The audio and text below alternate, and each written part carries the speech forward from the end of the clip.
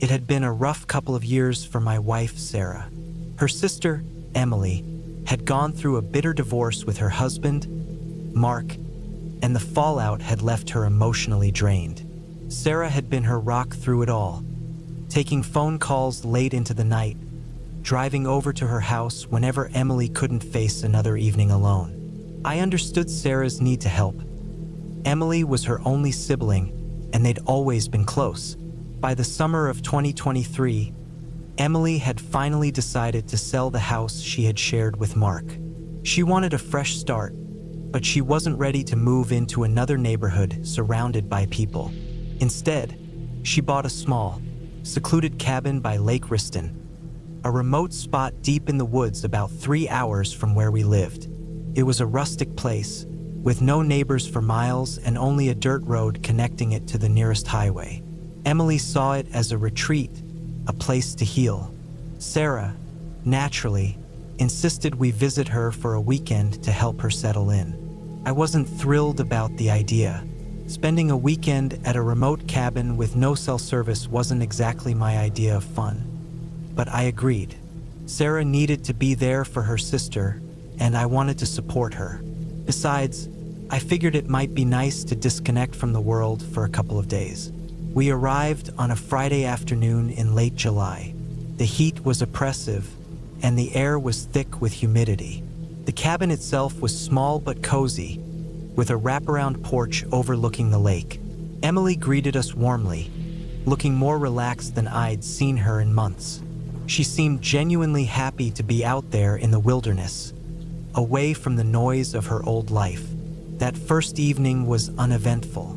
We unpacked, ate dinner on the porch, and watched the sun dip below the treeline. The lake was eerily still, the water reflecting the orange and pink hues of the sky like a giant mirror. As night fell, the forest around us came alive with the sounds of crickets and frogs. It was peaceful, almost too quiet. Around midnight, I woke up to the sound of something moving outside the cabin. It was faint at first, like the crunch of leaves underfoot, but it grew louder, more deliberate. I sat up in bed, straining to hear over the sound of Sarah's steady breathing. It wasn't an animal. Whatever was out there was too heavy. I tiptoed to the window and peered out. The moonlight cast long shadows across the yard, but I couldn't see anything unusual. Still, the sound persisted, circling the cabin. My first thought was that it might be a bear. We were deep in the woods, after all, and bears weren't uncommon in this area. I decided not to wake Sarah or Emily. There was no sense in alarming them over something that might be nothing. I went back to bed, but sleep didn't come easily. The next morning, I mentioned the noises to Sarah and Emily over breakfast. Emily shrugged it off, saying she'd heard similar sounds before and assumed it was wildlife. Sarah seemed a little more concerned, but she didn't dwell on it. After breakfast, I decided to walk around the cabin to check for signs of animals. The ground was soft from recent rain, and it didn't take long to find what I was looking for. Just beyond the porch, near the edge of the treeline, I found a set of footprints. They were large, too large to belong to any of us, and they were barefoot. My stomach tightened as I followed the trail, which led around the side of the cabin and into the woods. I called Sarah over to show her, and her face went pale when she saw the prints. Emily joined us a moment later, and for the first time, she looked genuinely uneasy. "It's probably just some local," I said, trying to sound more confident than I felt. "Maybe someone fishing on the lake." But even as I said it, I didn't believe it. Who walks barefoot through the woods in the middle of the night? We spent the rest of the day trying to distract ourselves. Emily showed us around the property, pointing out the old dock and the tiny shed where she stored firewood. Sarah and I took a canoe out onto the lake, paddling in silence while the midday sun beat down on us. But no matter what we did, the unease lingered. That night, I couldn't shake the feeling that we were being watched. The cabin had large windows, and even with the curtains drawn, I felt exposed. Around 2 a.m., I heard the noises again. Footsteps, deliberate and slow, circling the cabin. This time, I grabbed the flashlight and went to the door. I stepped outside, the beam of the flashlight cutting through the darkness. "Hello," I called, my voice trembling despite my efforts to stay calm. There was no response, just the rustling of leaves in the breeze. I shone the light toward the treeline but saw nothing.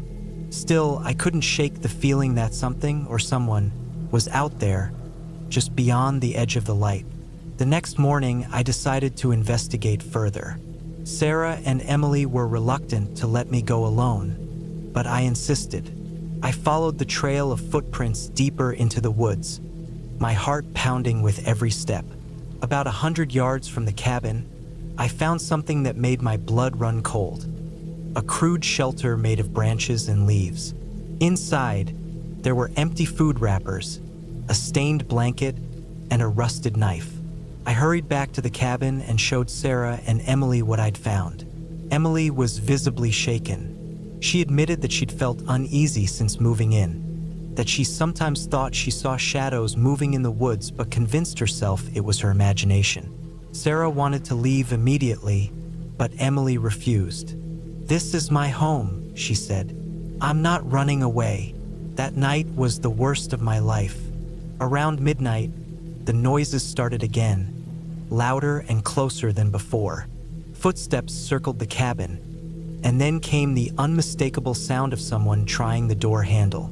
I grabbed a kitchen knife and stood by the door, my heart racing. The handle rattled again, harder this time, but the lock held. Then came the banging, loud, furious pounding on the door, as if whoever was out there was trying to break it down. Sarah and Emily were huddled together in the bedroom, whispering prayers. I held my ground, knife in hand, as the pounding continued. And then, just as suddenly as it started, it stopped. The silence was deafening. I stood there for what felt like hours, waiting for the next move, but it never came. We packed up and left at first light. Emily didn't want to leave her cabin behind, but even she couldn't deny that it wasn't safe. We drove straight to the nearest police station and reported everything. The officers took it seriously, but there wasn't much they could do. They found no signs of forced entry, no fingerprints, no evidence that anyone had been there at all. Emily eventually sold the cabin and moved back to the city. She never talked about that weekend again, and Sarah and I didn't press her. But sometimes, late at night, I find myself thinking about the footprints, the shelter, the banging on the door. I tell myself it was just some drifter, someone looking for food or shelter. But deep down, I know it was something more. Whoever or whatever was out there that night wasn't just passing through. They were watching us, waiting, and I have a feeling that if we'd stayed one more night, we might not have made it out at all.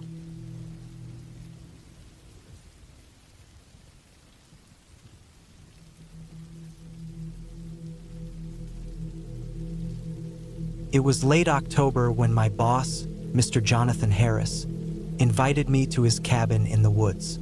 He was a retired Army officer, a man who carried himself with an unshakable confidence. He ran a successful logistics company where I worked as his assistant. Despite his demanding nature, there was something about him that commanded respect. Maybe it was his military background or the fact that he had built his business from scratch. But when he asked if I wanted to join him for a weekend at his cabin, I felt it was an opportunity one couldn't decline. The cabin was located deep in the forest, about 3 hours from the city. Mr. Harris described it as his sanctuary, a place where he could escape the noise of the world and reconnect with nature. I wasn't much of an outdoors person, but the idea of a quiet weekend away from the stress of work sounded appealing. Plus, I figured spending time with Mr. Harris might open doors for me in the future. We left early on a crisp Friday morning. Mr. Harris insisted on driving his black Jeep Wrangler, a vehicle that seemed to suit his rugged personality. The drive was mostly silent, save for the occasional comment about the changing colors of the leaves or the sharp turns on the mountain roads. As we got deeper into the forest, the cell signal disappeared, and the road turned into a narrow dirt path. The trees closed in around us, their branches casting long shadows over the Jeep. The cabin appeared suddenly, like it had been swallowed by the woods. It was a sturdy, two-story structure made of dark wood, with a small porch and a stone chimney. A pile of chopped firewood was stacked neatly against the side. Mr. Harris parked the Jeep and grabbed a couple of duffel bags from the back. "Welcome to my little retreat," he said, his voice calm and steady. The inside of the cabin was as rustic as I expected. Wooden floors, a stone fireplace, and a mix of old furniture that looked like it had been there for decades. There was no TV, no Wi-Fi, and only the faint hum of a generator in the distance. Mr. Harris showed me to a small guest room on the first floor, then disappeared upstairs to his own room. The first day passed uneventfully. We spent most of it hiking a trail that wound through the woods behind the cabin. Mr. Harris pointed out landmarks: a crooked tree that looked like a claw, a small stream that glistened in the sunlight, and an old hunting stand that hadn't been used in years. He moved through the forest with ease, like he was part of it. I, on the other hand, struggled to keep up, my boots slipping on the damp leaves. That night, we sat by the fireplace, eating canned soup and sipping whiskey from tin cups. Mr. Harris told stories from his army days, some amusing, others haunting. As the fire crackled, I noticed how the shadows danced on the walls, making the cabin feel both cozy and eerie. I went to bed early, the weight of the hike making my eyelids heavy. But sleep didn't come easily. The mattress was old and lumpy, and the forest outside was alive with sounds: crickets, rustling leaves, and the occasional distant howl. Around midnight, I heard a strange noise, like something scratching against the cabin wall. I told myself it was probably a branch swaying in the wind, but the sound persisted, scratching and tapping in an irregular rhythm. I pulled the blanket over my head, convincing myself it was nothing. The next morning, I mentioned the noise to Mr. Harris. He shrugged it off, saying the woods were full of animals and that it was likely a raccoon or a squirrel. Still, there was something in his tone that made me uneasy, like he wasn't entirely convinced of his own explanation. The second day was colder, and the sky was overcast. We spent the morning chopping wood and stacking it by the porch. Mr. Harris worked methodically, his movements precise and practiced. I struggled to keep up, my hands blistering from the axe handle. By noon, the clouds had thickened, and the air felt heavy, like a storm was brewing. That afternoon, Mr. Harris suggested we check out an old logging site about a mile from the cabin. The trail was narrower this time, overgrown with thorny bushes that snagged our clothes. The site itself was little more than a clearing with a few rusted pieces of machinery and a collapsed wooden shack. It felt desolate, almost forgotten. Mr. Harris seemed on edge, his eyes scanning the tree line as if expecting something, or someone, to emerge. On the way back, he stopped suddenly, holding up a hand to signal me to be quiet. I froze, my heart pounding. He pointed to the ground, where a set of footprints broke through the damp leaves. They were fresh, too large to be ours, and heading in the direction of the cabin. Mr. Harris didn't say a word, but his expression told me everything I needed to know. We quickened our pace, reaching the cabin just as the first drops of rain began to fall. Mr. Harris locked the doors and checked the windows, his movements deliberate and controlled. I asked if he thought someone was out there, but he didn't respond. Instead, he opened a cabinet and pulled out a shotgun, loading it with a calm efficiency that sent a chill down my spine. The rain turned into a downpour, the sound of it hammering against the roof almost drowning out the creaks and groans of the old cabin. We sat in the living room, the shotgun resting on Mr. Harris's lap, waiting. For what? I didn't know. Hours passed, the tension in the room thick enough to cut with a knife. Then, just as the rain began to let up, there was a loud thud against the front door. My heart jumped into my throat. Mr. Harris stood, his grip tightening on the shotgun. He motioned for me to stay put, then moved toward the door with the stealth of a predator. The thud came again, louder this time. I felt paralyzed, every instinct telling me to run, but knowing there was nowhere to go.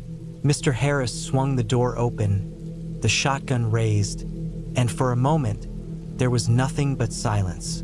Then he stepped outside, disappearing into the darkness. Minutes passed like hours. I stayed rooted to the spot, my ears straining for any sound. Finally, Mr. Harris returned, his face pale and his eyes colder than I'd ever seen them. He didn't say a word, just locked the door and placed a heavy chair against it. What was it? I finally managed to ask. He didn't answer. Instead, he sat back down by the fire, staring into the flames with a look that made my blood run cold.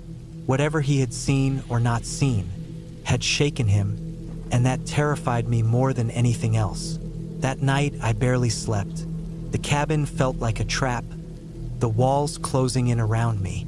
Every creak, every rustle outside made me jump. When morning finally came, Mr. Harris announced that we were leaving. He didn't explain why, and I didn't ask. The drive back to the city was silent, the tension between us palpable. I never went back to that cabin, and Mr. Harris never spoke of it again. Whatever happened out there, it was something he didn't want to acknowledge, and I was too afraid to press him. Even now, years later, I can't shake the feeling that we weren't alone in those woods. And sometimes, late at night, I find myself lying awake, listening for that same scratching sound, wondering if whatever or whoever it was might find me again.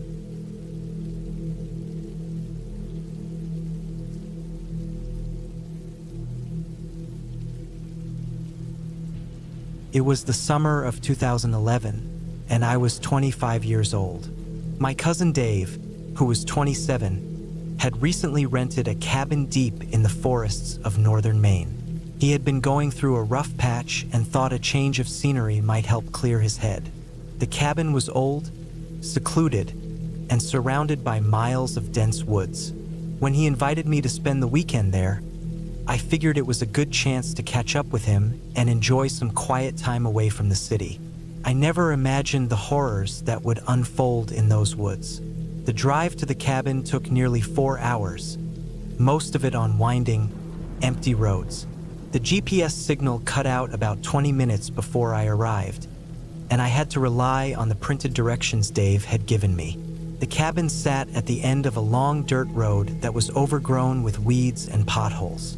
When I finally pulled up, I saw Dave standing on the porch, waving at me. His smile seemed genuine, but there was a tension in his posture I couldn't quite place. The cabin was basic, with creaky wooden floors, a small kitchen, a couple of bedrooms, and a living room with an old stone fireplace. It smelled like wood and dust, but it wasn't unpleasant. Dave had already stocked the fridge and set up a fire pit outside, so we settled in for what I thought would be a relaxing weekend. That first evening was uneventful. We cooked dinner, drank a few beers, and sat by the fire pit talking about life. Dave seemed more at ease than I'd seen him in years, though he kept glancing over his shoulder, as if expecting someone to appear out of the darkness. I chalked it up to nerves from being in such an isolated place and didn't press him about it. The next day, we decided to go for a hike. The woods were thick and almost silent, except for the occasional rustle of leaves or the distant call of a bird. As we walked, Dave pointed out different trails and landmarks he'd discovered since moving in. He seemed to know the area well, but there was a tension in his voice whenever he mentioned certain parts of the woods. At one point, we came across an old hunting blind, its wood rotting and covered in moss. Dave stared at it for a long time before suggesting we turn back. I didn't argue. There was something about the way he looked at it that made me uneasy. That night, everything changed. We were sitting in the living room after dinner, the sound of the crackling fireplace filling the room, when I noticed Dave kept glancing out the window. It was dark outside, the kind of pitch black darkness you only get in the middle of nowhere. I asked him if he was okay, but he just nodded and said he thought he heard something. I didn't hear anything, but his unease was contagious. I found myself straining my ears, trying to pick up on whatever had him so on edge. Around midnight, we both decided to head to bed. Dave's room was at the back of the cabin, while mine was closer to the front. I lay in bed for what felt like hours, unable to shake the feeling that something wasn't right. The silence outside was oppressive, broken only by the occasional creak of the cabin settling. I must have fallen asleep at some point because the next thing I knew, I was jolted awake by a loud bang. It sounded like someone had slammed a door or a piece of wood against the side of the cabin. My heart was racing as I sat up, straining to hear what was going on. Then I heard it. Footsteps, heavy and deliberate, moving around the outside of the cabin. I grabbed the flashlight from the nightstand and crept to the window. I could barely make out a figure moving through the shadows. Whoever it was, they were large and moving with purpose. My first thought was that it might be a bear, but bears don't walk like that. My stomach turned as I realized it was a man. I moved quietly to Dave's room, but he wasn't there. His bed was empty, the covers thrown back as if he'd left in a hurry. Panic started to set in as I realized I had no idea where he was. The footsteps outside grew louder, and then I heard the unmistakable sound of a door creaking open. Someone was inside. I ducked into the bathroom, locking the door behind me.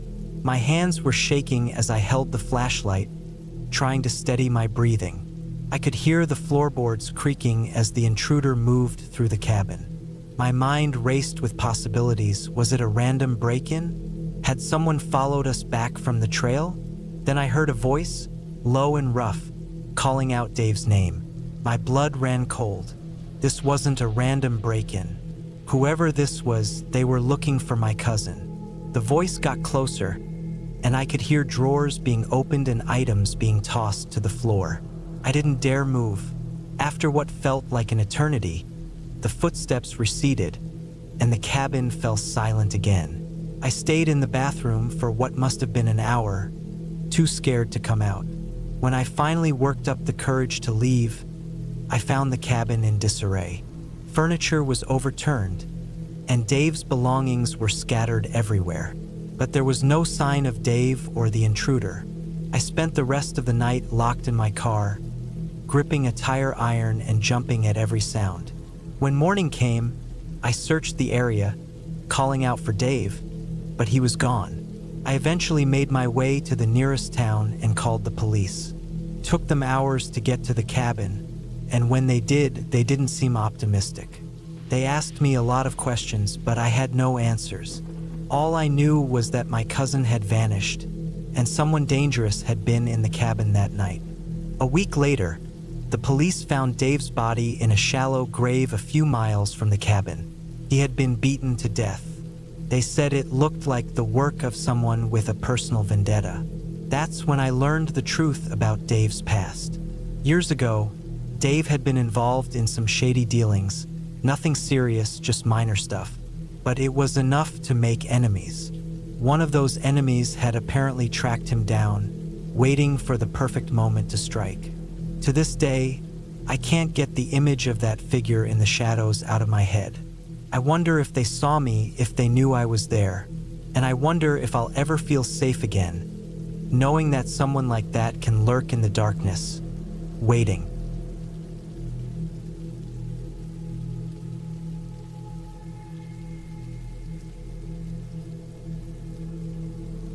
It was a rainy night in late October, the kind of rain that doesn't just fall.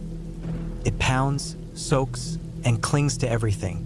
I had taken some time off from my job in Richmond to get away from the city noise and spend a weekend in a rented cabin in the heart of rural Virginia. The cabin was isolated, tucked deep into the woods near a small town that no one had heard of unless they were from the area. The kind of place you chose when you wanted to be alone. The weather had been unpredictable all day, but by the time the sun dipped behind the endless stretch of trees, The rain began to pour relentlessly. I didn't mind. I had a book, some firewood, and enough food and supplies to last the weekend.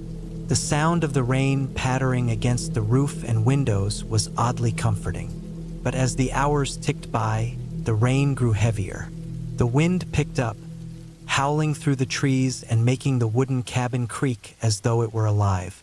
I started to feel uneasy, though I couldn't explain why. It was just me, the storm, and the vast darkness outside. No cell service, of course. That had been part of the appeal. But now it felt like a mistake. Around 10 p.m., the lights flickered once, then twice before going out completely.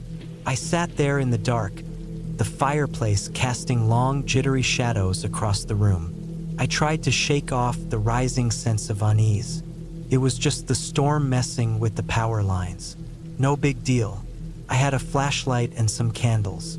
I'd be fine. After a few minutes of fumbling in the dark, I lit a candle and set it on the wooden coffee table. The flickering light made the cabin feel smaller somehow, the shadows heavier and closer. I could hear the rain beating against the roof, and the wind was a low, guttural growl now. Then came the sound. At first, I thought it was just the storm playing tricks on me. A dull, repetitive thud coming from outside. Maybe a loose branch hitting the cabin or debris being blown around.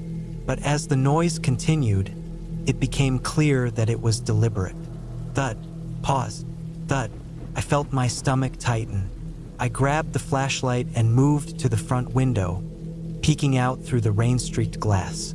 The beam of light didn't reach far, swallowed by the darkness and the rain, but I could make out the muddy driveway leading to the cabin. Nothing unusual, no movement. I tried to tell myself it was nothing, just the storm, but curiosity gnawed at me. I put on my raincoat, slipped into my boots, and stepped outside with the flashlight. The rain hit me like ice, soaking through my coat almost immediately. I scanned the area, the flashlight cutting through the sheets of rain. Nothing, just the driveway, the surrounding trees, and the faint outline of the gravel road leading to the cabin. I was about to head back inside when I saw something in the distance, just off the driveway near the edge of the woods. It was hard to make out, but it looked like a mound of something, a large pile of mud, maybe. But as I moved closer, the shape became clearer, and my stomach turned. It wasn't mud. It was a body. At first, I thought maybe it was an animal, a deer hit by a car and dragged here by scavengers. But as I stepped closer, the beam of my flashlight revealed something far worse. A man, face down in the mud, arms outstretched as if he had been crawling. I froze, my mind racing. He wasn't moving. His clothes were soaked and caked with mud, and there was a faint, dark stain spreading around his torso. Blood. I could feel my pulse hammering in my ears. I crouched down, hesitant but unable to stop myself. I shined the flashlight over him, trying to see if he was alive, if he needed help. What the hell am I supposed to do? I whispered to myself, my breath visible in the cold night air. That's when I noticed the drag marks. The muddy ground beneath him was disturbed, as if he had been dragged here from deeper in the woods. I turned the flashlight toward the forest, the rain making it hard to see more than a few feet ahead. The woods were dense and impenetrable, branches swaying violently in the storm. I felt exposed out there, standing in the open with no idea what was going on. I backed away from the body and stumbled toward the cabin. My hands were shaking as I shut the door behind me and locked it. I sat down by the fire, my mind racing. Who was he? How did he end up here? And more importantly, was someone else out there? Someone who might have brought him here? The rain continued to pound, the wind rattling the windows. I couldn't stop thinking about the drag marks, the way they disappeared into the woods. My imagination ran wild, conjuring up images of someone lurking out there, watching me. I grabbed the fire poker, the closest thing to a weapon I had, and sat there waiting for something to happen. The hours dragged by, the storm showing no signs of letting up. Every creak of the cabin, every gust of wind, made me jump. Around 2 a.m., I heard it again. The thud. This time, it was closer. It sounded like it was coming from the back of the cabin. I crept toward the back window, clutching the fire poker tightly. The rain made it almost impossible to see, but I thought I saw movement, something shifting in the shadows near the tree line. I stayed up the rest of the night, too scared to close my eyes. By the time the first light of dawn broke through the storm clouds, the rain had slowed to a drizzle. I mustered up the courage to go outside again, hoping the daylight would make everything less terrifying. The body was still there, lying in the mud where I had found it. But something was different. The drag marks were gone. The ground looked untouched, as if no one had ever been there. I stared at the scene, my mind struggling to make sense of it. Had I imagined it? Was the storm playing tricks on me? Or was there something or someone out there erasing the evidence? I didn't stay to find out. I packed up my things and left the cabin, not stopping until I was back in Richmond. I never reported what I saw.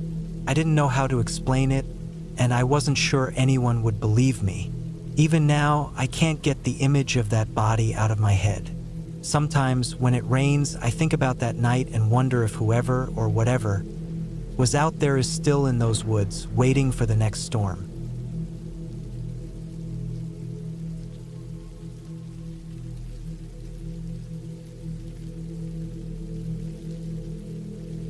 I was 32 when I decided to leave the noise and stress of the city behind.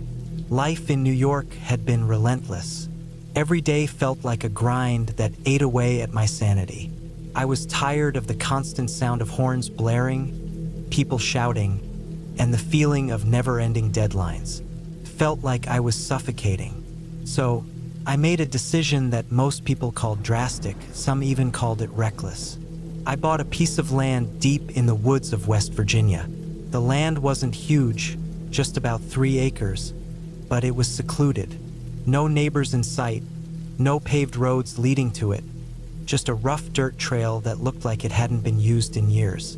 It was perfect for me.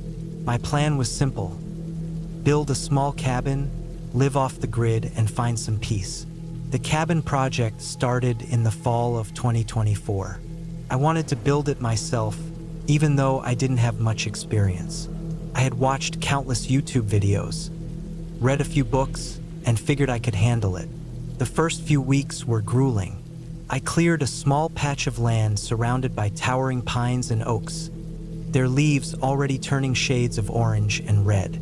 The air smelled crisp, and the only sounds were the rustle of leaves and the occasional bird call. It was peaceful, but it was also lonely. I brought in supplies little by little. The nearest town was about 30 miles away, so every trip took an entire day. I'd load my old pickup with wood, nails, and tools, then make the bumpy drive back to my land. I built the foundation first, laying down cinder blocks to keep the cabin off the ground. Then came the frame, simple but sturdy. I worked from sunrise to sunset, my hands blistered and my muscles sore, but I felt alive. By November, the cabin was starting to take shape.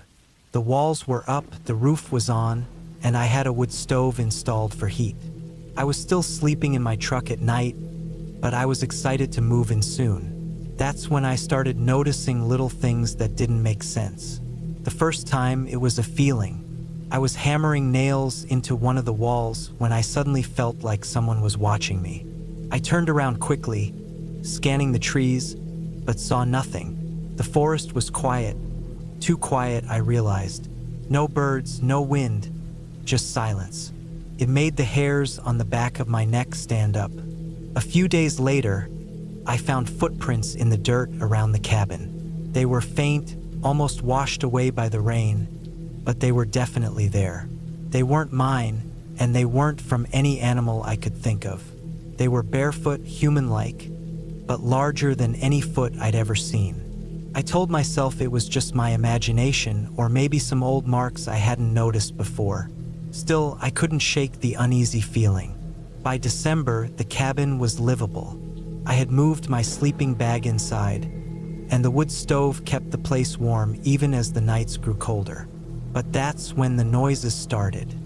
First, it was just small things. A twig snapping outside, the sound of leaves crunching, or the faint echo of something moving through the woods. I told myself it was just deer or raccoons, maybe even a bear. But then one night, I woke up to a loud bang. It sounded like something hit the side of the cabin. Hard. My heart was racing as I grabbed my flashlight and opened the door. The beam of light cut through the darkness, but I didn't see anything. The ground was wet from the rain, and there weren't any tracks. I went back inside, locked the door, and sat by the stove, trying to convince myself it was just a falling branch. A week later, I decided to explore the area around the cabin. I hadn't had much time for wandering since I'd been so focused on building. About 200 yards behind the cabin, I found an old trail.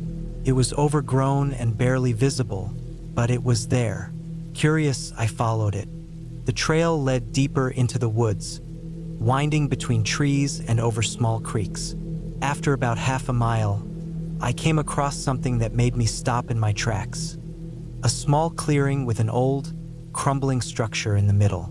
It looked like it had once been a cabin, but now it was nothing more than a few rotting beams and a collapsed roof. I walked closer, my boots sinking into the soft ground. The air felt colder here, heavier. Inside the ruins, I found something strange. A circle of rocks in the middle of the floor, like a fire pit, but it was filled with bones.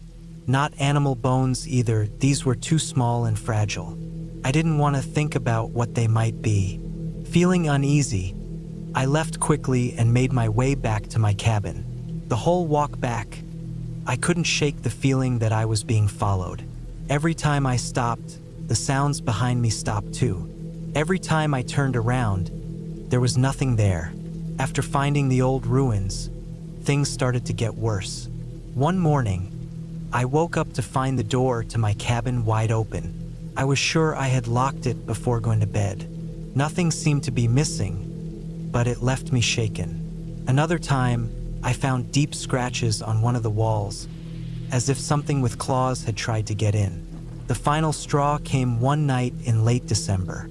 I was sitting by the stove, reading, when I heard it, a low, guttural growl coming from right outside the window. It wasn't a bear or a coyote. It sounded too unnatural, too menacing. I froze, every muscle in my body tensed. The growl came again, louder this time, followed by the sound of heavy footsteps circling the cabin. I grabbed my hunting rifle and stood by the door, my heart pounding. The footsteps stopped, and for a moment, everything was silent. Then, with a deafening crash, something slammed against the door, hard enough to rattle the hinges. I fired a shot through the door and heard a loud, inhuman scream before the sound of footsteps running into the woods. I didn't sleep that night. As soon as the sun came up, I packed whatever I could carry and left. I didn't care about the cabin or the land anymore. Whatever was out there wasn't something I wanted to understand or confront. I made it back to my truck and drove away, not stopping until I reached the nearest town. I never went back to that cabin. I sold the land to some real estate company and moved to a small apartment in Ohio. Sometimes, late at night, I still hear that growl in my dreams. I wake up sweating, my heart racing, and I wonder if I'll ever truly feel safe again. Out there in the woods, something was watching me, something that didn't want me there, and I had no intention of finding out what it was.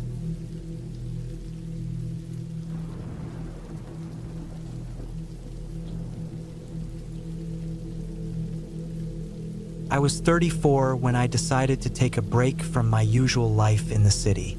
It was 2018, and I had been overworked for years, juggling deadlines and corporate chaos. I craved solitude, peace, and quiet. That's why I rented a small cabin off a lesser-known route in northern Minnesota. The idea was to spend a few days disconnected from the noise, hiking during the day, and enjoying the serenity of the woods. It was supposed to be a reset, a way to ground myself again. The cabin wasn't luxurious, but it was cozy. A one-room structure with a wood stove, a basic kitchen, and a bed in the corner. No Wi-Fi, no cell service, just the woods and me. The dirt road leading to the cabin was barely a road at all, more like a narrow trail carved through the dense forest.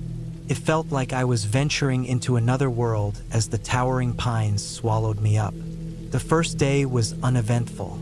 I unpacked, chopped some firewood, and familiarized myself with the area.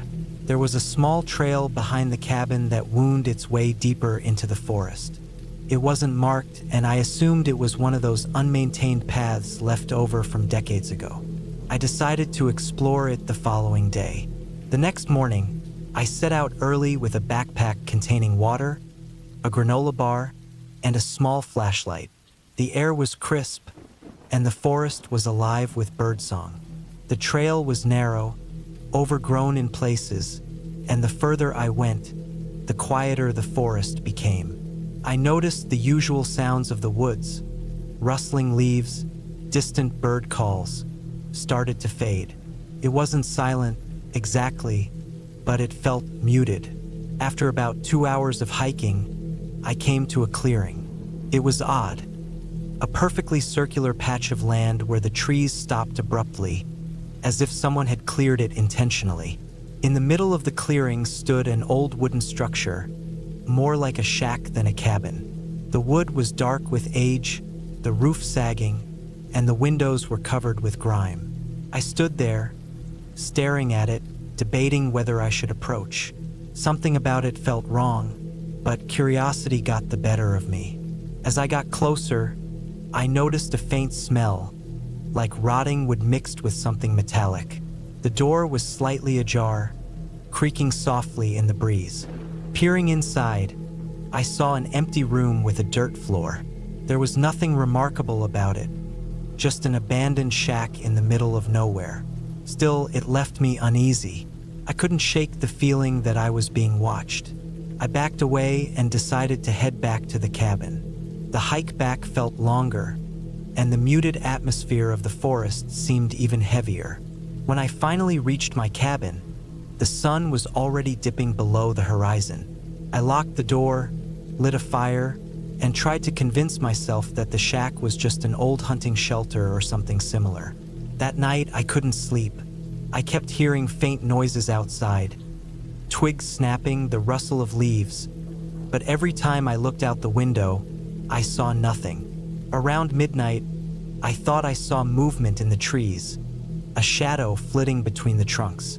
My pulse quickened, but I told myself it was just my imagination. The next morning, I almost packed up and left. Something about the cabin and the surrounding woods felt off, but I convinced myself to stay. I'd only rented the place for 3 days, and I didn't want to let my paranoia ruin the trip. I decided to avoid the trail behind the cabin and stick to the main road for a walk instead.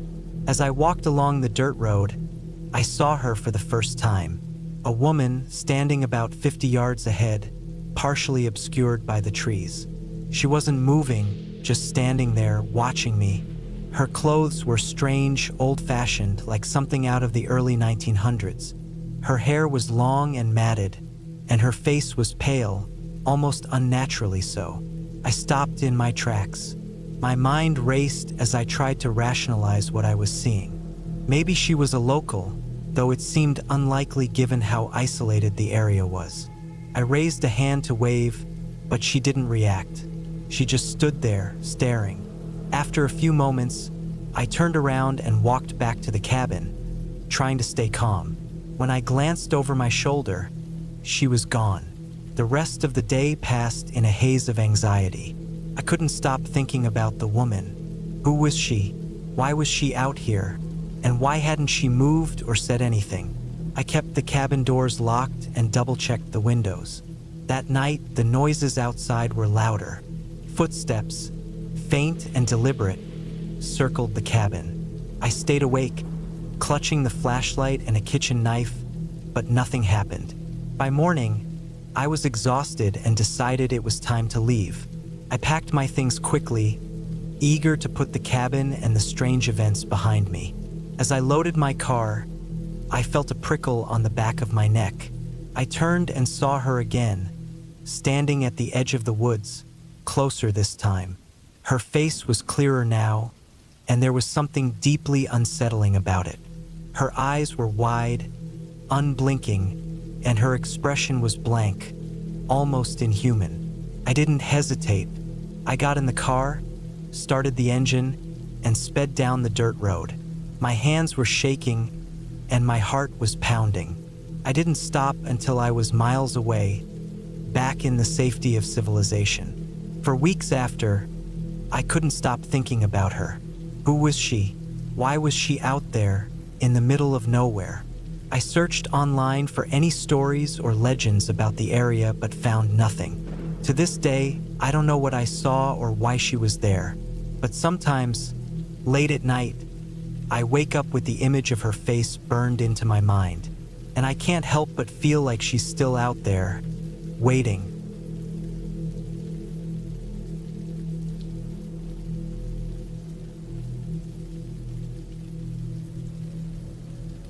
It was late summer when my dad asked me if I wanted to spend a weekend at his friend Robert's cabin. I had just turned 21, and the idea of getting away from the constant buzz of the city sounded perfect. Robert owned a cabin deep in the woods of northern Michigan, a place he often raved about during family barbecues. It was isolated, quiet, and supposedly surrounded by some of the best hiking trails in the area.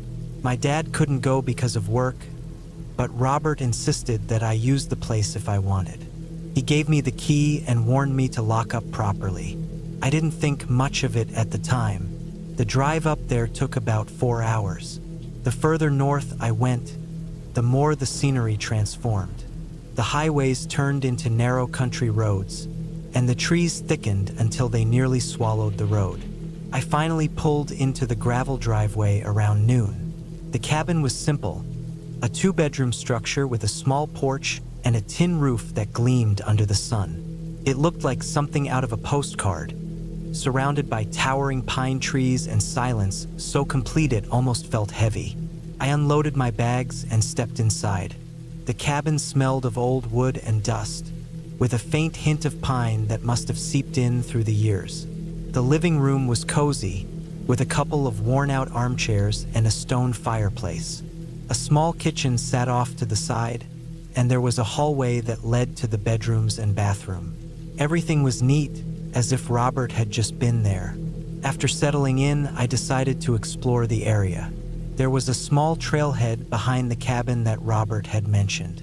It led to a lake about a mile away, he had said, and it seemed like the perfect way to spend the afternoon. I grabbed a water bottle, locked the cabin, and started down the trail. The forest was alive with sound.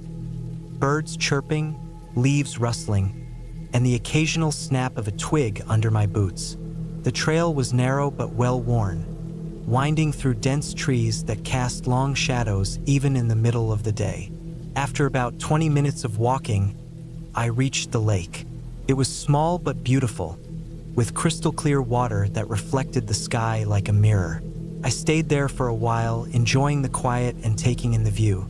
I didn't see another soul the entire time, which was both comforting and a little unnerving. By the time I got back to the cabin, the sun was dipping low in the sky, painting everything in shades of orange and gold. I cooked myself a quick dinner, then settled into one of the armchairs with a book I'd brought. The quiet of the cabin was different at night. It felt heavier, almost oppressive, as if the walls were absorbing every sound. I told myself it was just the isolation playing tricks on me, but I couldn't shake the feeling that the silence wasn't entirely natural. Around midnight, I decided to call it a night. The bedroom was small but comfortable, with a twin bed and a window that faced the woods. I left the window slightly open to let in the cool night air, then crawled into bed and fell asleep almost instantly. I woke up sometime in the middle of the night. At first, I wasn't sure what had pulled me from sleep. The room was pitch dark. the kind of darkness where you can't even see your hand in front of your face. I listened, straining to hear anything unusual, but all I could hear was the faint rustle of leaves outside. I told myself it was nothing and went back to sleep. The next day passed uneventfully. I hiked a different trail, spent some time reading by the lake, and enjoyed the solitude. That night, though, I woke up again. This time, I knew something was off. There was a sound coming from outside, a faint crunching noise like someone walking on gravel. I froze, my heart pounding in my chest. The sound was steady, slow, and deliberate, moving around the cabin. I stayed completely still, straining to hear more. The footsteps stopped, and for a moment, everything was silent again. Then I heard it, a faint creak, like weight being applied to the wooden porch outside. I grabbed my phone from the nightstand, but there was no signal. I cursed under my breath, trying to think of what to do. The sound of footsteps moved again, this time heading toward the back of the cabin. I mustered up the courage to peek out the window. The moonlight lit up the woods, but I couldn't see anything unusual. I told myself it could be an animal, maybe a deer or a bear, but deep down I knew it wasn't. The footsteps had been too deliberate, too human. I stayed awake for the rest of the night, every creak and rustle making my pulse race. By morning, the sense of unease hadn't left me. I considered leaving, but I didn't want to seem paranoid. I told myself I'd stay one more night, then head back early.